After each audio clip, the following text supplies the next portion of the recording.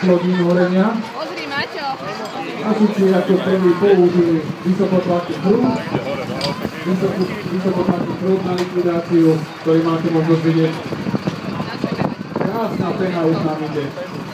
Firma Eurofire poskytla na skúšku hasičom penidlo Stamax, ktoré pomocou 3% primiešavania je dodávané do tohto požiaru, takže budete vidieť efektné hasenie rýchle pomocou penidla.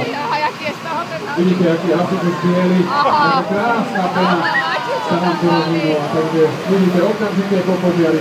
Aj vďaka rýchlemu zásahu hasičov, ale aj vďaka tomu, že je použité veľmi kvalitné penidlo na dodávku hasiacej peny.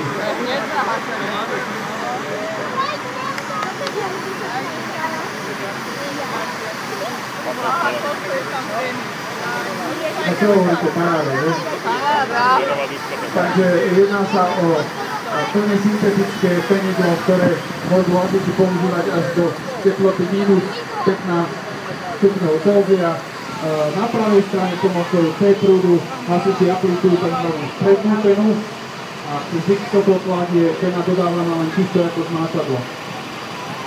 Tam to zvedajú, že kedy sa tá pena ma rozpadne, že 17 minút, ja typujem, že niekoľko hodín tu ešte bude. Takže, milé dámy, milé páni, toto bola posledná časť tejto ukázky. Sami vidíte, že niekedy sa snažíme aj kvôli vám spraviť trošku taký show, taký efekt, aby to malo skutočné zásahy. Veľa razy sa robia trošku ináč, ale dúfam, že ste boli spokojní. Na záver ešte za pár minútiek ukážeme vám, ako sa naši hasiči budú spúšťať z budovy, ktorú vidíte oproti. Takže pre týchto hasičov poprosím jeden veľký potlesk.